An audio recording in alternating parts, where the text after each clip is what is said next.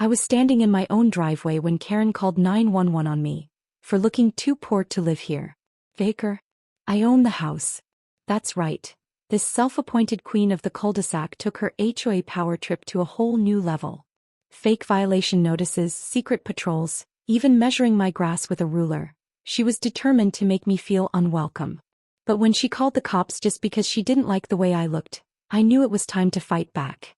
What followed was a legendary neighborhood rebellion, a battle of petty versus petty, and the most satisfying downfall you'll ever see. Trust me, you don't want to miss this. Hello beautiful peoples, before we dive in, let me know, where are you watching this from? Tell us in the comments and help us to complete 1,000 subscriber. A quiet suburban neighborhood, the kind with neatly trimmed lawns and mailboxes that stand like uniformed soldiers, seemed like the perfect place to settle down. The air smelled of fresh-cut grass, the occasional barbecue, and just a hint of superiority. It was peaceful, or at least it was supposed to be. Enter Karen. Not just any Karen, but the self-appointed queen of the cul-de-sac. She roamed the streets with a clipboard clutched in her manicured hands, her sunglasses perched on her nose like a battlefield commander surveying her troops. She had an uncanny ability to detect a violation from half a mile away, whether it was an out-of-place garden gnome or a parked car she deemed not expensive enough for the neighborhood. Everything seemed fine until Karen decided that one particular homeowner, who had the audacity to exist in her domain, did not belong. It wasn't because of loud parties or an unkempt lawn. No, it was something far more egregious in her mind. She looked at them, took in their perfectly normal house, their perfectly fine car, and made a snap judgment. They didn't look like they could afford to live there. It started small. A side-eye glance. A comment muttered just loudly enough to be overheard. "Are you sure you live here?" she asked, her voice dripping with disbelief. It escalated quickly when she took it upon herself to enforce rules no one had ever heard of, stopping just short of measuring the air quality around their home. Then the first complaint arrived. An official-looking notice stuck to the front door, informing them that their front yard was not up to neighborhood standards. The violation? A single fallen leaf on the driveway. It was clear. This wasn't about HOA regulations. This was about power, and Karen intended to wield it with the full force of her clipboard authority. Karen had always been a force to be reckoned with, but once she set her sights on the so-called unfit homeowner, she took her self-imposed role to an entirely new level. It wasn't enough for her to simply glare disapprovingly from across the street or mutter passive-aggressive remarks. No, Karen thrived on control. And in her mind, control meant making up rules and enforcing them with the dedication of a middle school hall monitor who had just been given a whistle. The first official violation notice was just the beginning. Within days, another one appeared, this time tucked neatly under the windshield wiper of their car. The offense? Excessive dust accumulation on vehicle exterior. Apparently, Karen had decided that a thin layer of dust on a parked car was an affront to the integrity of the neighborhood. It didn't stop there. Each morning she would patrol the street like a detective on a stakeout, scanning for any minor infraction. If a garbage can was left out 5 minutes past pickup time, she was on it. If a garden gnome was an inch too close to the sidewalk, she had photographic evidence. It was as if she had personally rewritten the HOA rulebook, except no one else seemed to have a copy. One day she cornered the homeowner in their own driveway, arms crossed, her clipboard tucked under her arm like a weapon. "You know, this neighborhood has standards," she said, her voice dripping with condescension. "I know," they responded casually. "That's why I bought a house here." Karen's lips thinned. "Then you should respect the rules." "Which rules?" they asked, genuinely curious. Karen's eyes flickered with the kind of righteous indignation only someone who has never been questioned before could muster. "Well, for starters, your front door color doesn't match the HOA palette." They turned to glance at their door. Beige, the most non-offensive, HOA-friendly color imaginable. "This is the exact shade listed in the HOA guidelines." Karen's nostrils flared. "Well, it looks different in the sunlight." It was then that the homeowner realized.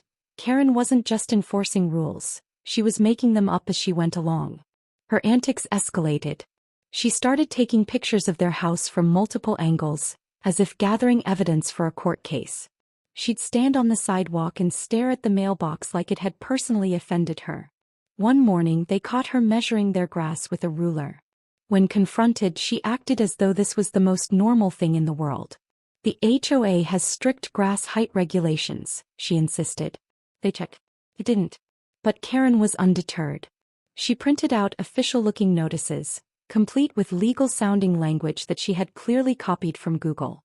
She even went so far as to draft an email to the HOA board, urging them to re-evaluate whether certain homeowners align with the neighborhood's long-term vision. In other words, she wanted them gone. What made it worse was her flair for the dramatic. She spoke in ominous warnings as if she were the last defense against impending societal collapse. If we don't maintain our standards, she would whisper to anyone who would listen, next thing you know we'll have, she shuddered visibly, unapproved fences. Karen's paranoia deepened. She started walking past their house multiple times a day, sometimes pretending to be on the phone, sometimes blatantly taking notes. It reached the point where neighbors began to notice. "Is she okay?" one of them asked quietly. "She was just staring at your lawn for like 20 minutes. Honestly, I think she's trying to communicate with it." But the real turning point came when she decided to take things to the next level. It wasn't enough to tattle to the HOA. It wasn't enough to print out fake violations. Karen wanted official action. And that's when she called 911. The homeowner had just stepped outside to water their plants when the flashing lights of a police car pulled up to their driveway. Confused, they looked around, wondering if there had been an accident. The officer stepped out, looking slightly exasperated, as if he had been through this exact scenario before. "Are you the homeowner?" he asked. Yeah. "Is there a problem?" "We got a call about a suspicious individual loitering around this property." The absurdity of it hit instantly.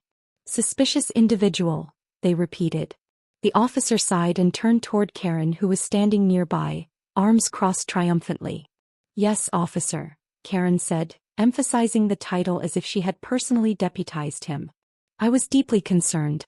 This person has been lingering around this house for weeks." The homeowner blinked. "You mean, my house?" "Well," Karen scoffed, "that's what they claim." The officer gave her a long, tired look. "Ma'am, they live here." Karen stiffened. "But, are you sure? I mean, look at them. Does that look like someone who belongs in this neighborhood?" The silence that followed was painful. The officer turned back to the homeowner, visibly trying to keep his patience. "Sorry for the trouble. This isn't the first time we've had issues in this area." Karen gasped. "Excuse me. I am this community's watchdog." The officer didn't even acknowledge her as he got back into his car and drove away. Karen stood frozen for a moment, completely thrown by the fact that her emergency call hadn't resulted in someone being dragged away in handcuffs. Then, just as quickly as she had started this mess, she turned on her heel and stomped off, muttering about how some people had no respect for law and order. As the homeowner watched her retreat, they couldn't help but smile. Karen had officially lost it. And this was only the beginning. At first they tried to ignore it. Reasoning with Karen felt about as productive as arguing with a malfunctioning Roomba. It didn't matter what logic you presented, she was going to keep running into the same wall over and over again. But after the 911 call, it became clear. Karen wasn't just a neighborhood nuisance. He was on a mission. And the only way to deal with someone like her was to play the game. But better. It started with simple pushback. When Karen cornered them at the mailbox to remind them that all homes must maintain a uniform aesthetic, whatever that meant, they simply smiled and replied, "Oh, absolutely. That's why I made sure to match my door color to HOA standards." It's funny how lighting can change things, huh? Karen's eyes narrowed. She knew she had lost that battle, but she wasn't giving up. The next day, another violation appeared on their doorstep. Unapproved front porch decorations. They stared at the supposed offense, a completely ordinary welcome mat that said hello. That's when they realized, Karen wasn't just petty. She was desperate. And that meant it was time to have a little fun. They began making small, barely noticeable changes that technically followed HOA rules but would drive Karen insane. They swapped out their hello mat for one that said go away. The next week it was replaced with Karen was here. Not anymore. A harmless joke, but Karen treated it like a full-blown attack on her authority. It got even better when neighbors started getting involved. Tom from next door, who had been dealing with Karen's nonsense for years, decided to join in.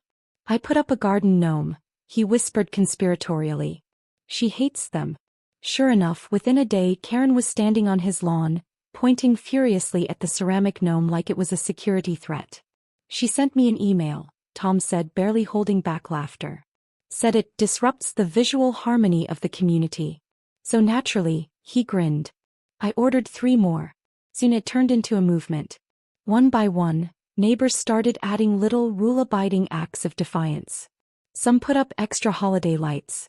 Others changed their mailbox flags to different colors, just to see if Karen would notice. She did. Even the most neutral residents who had previously ignored Karen's antics found themselves rooting for the rebellion. But Karen wasn't going to back down that easily. One afternoon she made a grand show of standing on the sidewalk, arms crossed, watching like a hawk as they parked their car. The second they stepped out, she pounced. Did you know, she said smugly, that vehicle color affects neighborhood property values? They stared at her, waiting for the punchline. I'm just saying, she continued, voice dripping with fake politeness. A more sophisticated color might be a better fit for this community. That was it. That was the moment they decided they were done playing defense. The next morning they went to the store and bought the most obnoxious car magnets they could find. Bright neon green, covered in cartoon characters, completely removable, but absolutely hideous. When Karen saw the car, she nearly dropped her clipboard. What is that? She screeched. Oh, they said casually, just a temporary aesthetic upgrade. Hope it doesn't affect property values too much. Karen stormed off, flustered and fuming. But the best part? It wasn't even over yet. The real fun was just beginning. Word spread fast. Karen's reign of petty terror had finally met resistance, and the neighborhood was loving it. For years, most residents had either ignored her antics or complied just to avoid the headache. But now, seeing someone actually push back, it was like watching a reality TV show unfold in real life, and people were hooked. The whispers started small. Did you hear about the car magnets?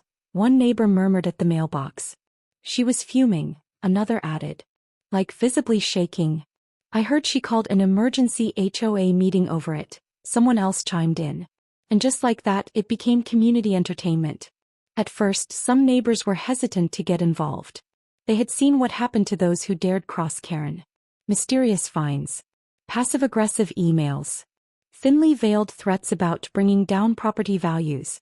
But as more and more people started pushing back in small ways, confidence grew. Tom, the longtime victim of Karen's nitpicking, was the first to go public. One time she accused my cat of trespassing. People gasped. She sent me a letter, he continued, pulling out a printed email like it was a piece of evidence in a courtroom. Said he was loitering in her yard. Your cat?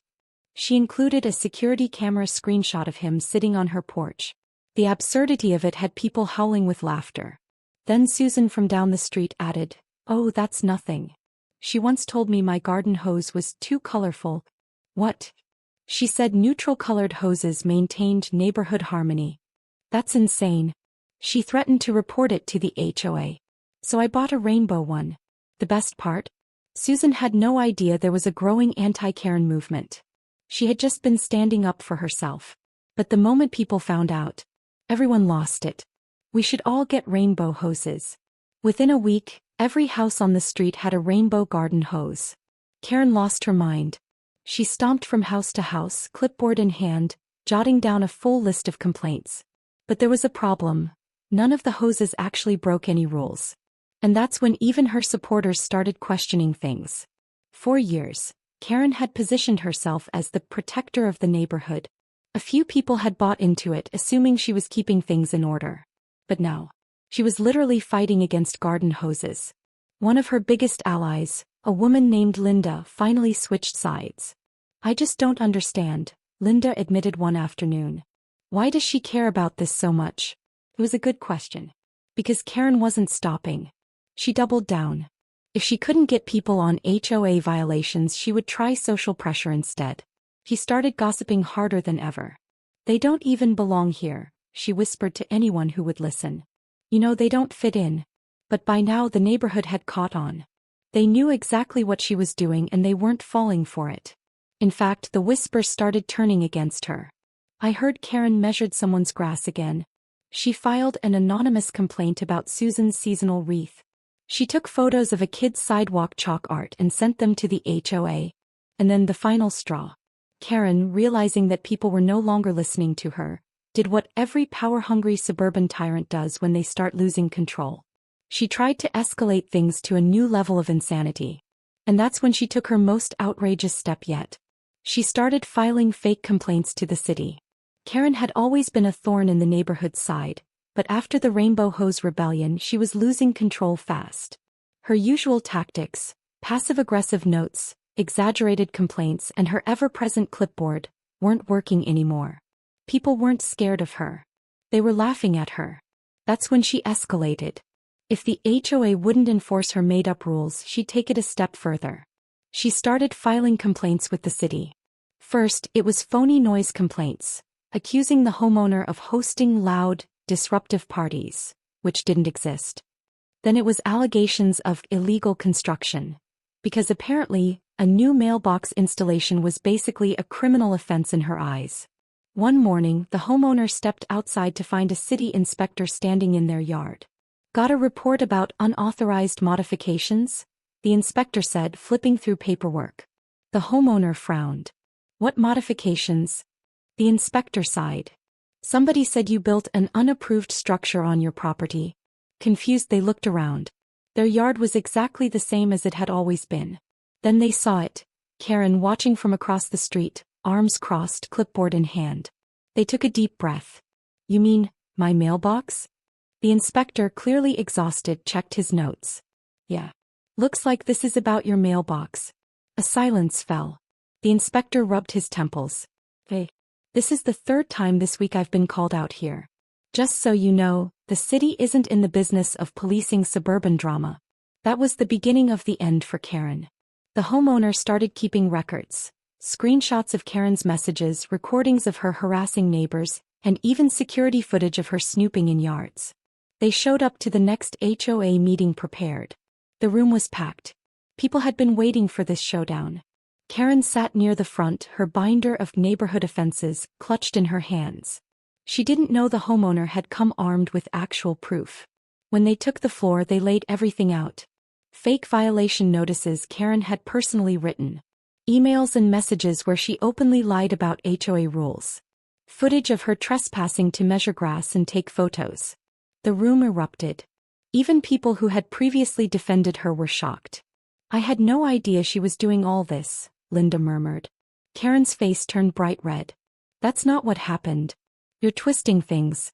But the evidence was undeniable. Then the final blow came.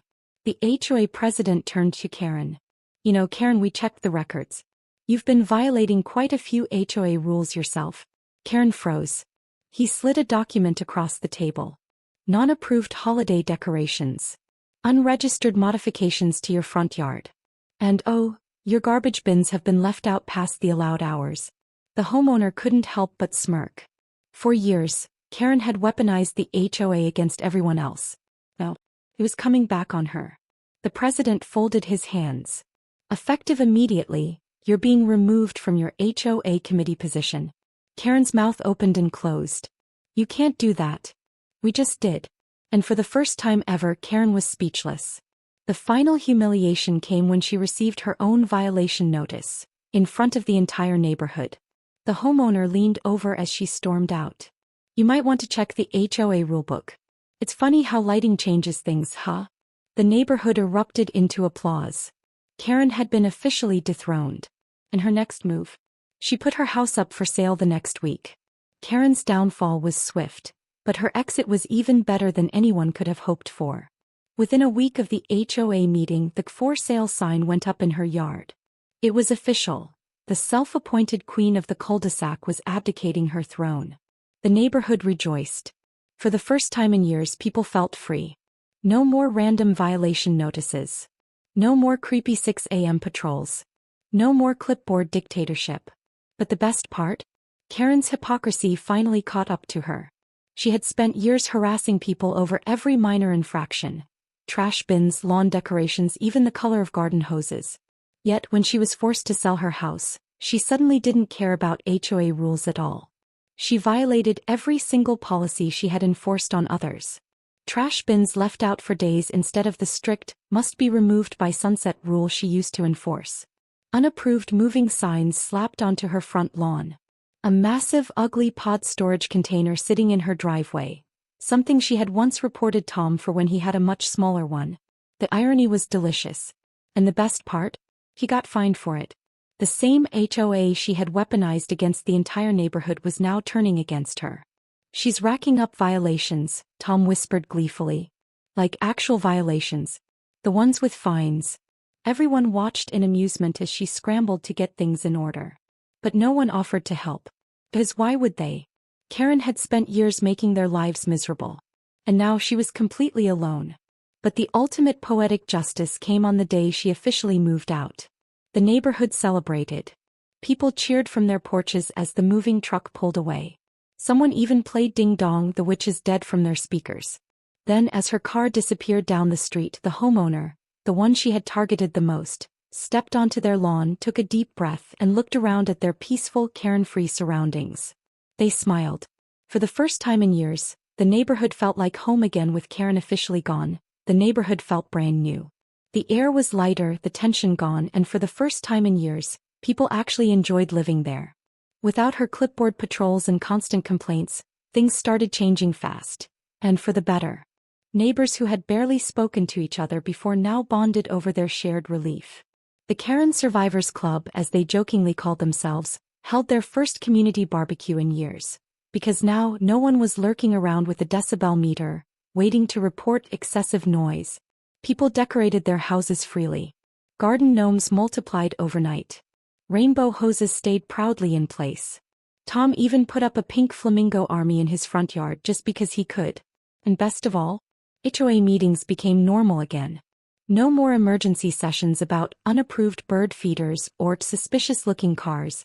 Instead, people actually discussed real issues, like fixing sidewalks and organizing events, things that actually mattered. As for the homeowner Karen had targeted the most, life was finally peaceful. No more ridiculous violation notices. No more unwanted lectures. No more having to justify their own existence in a neighborhood they had every right to live in.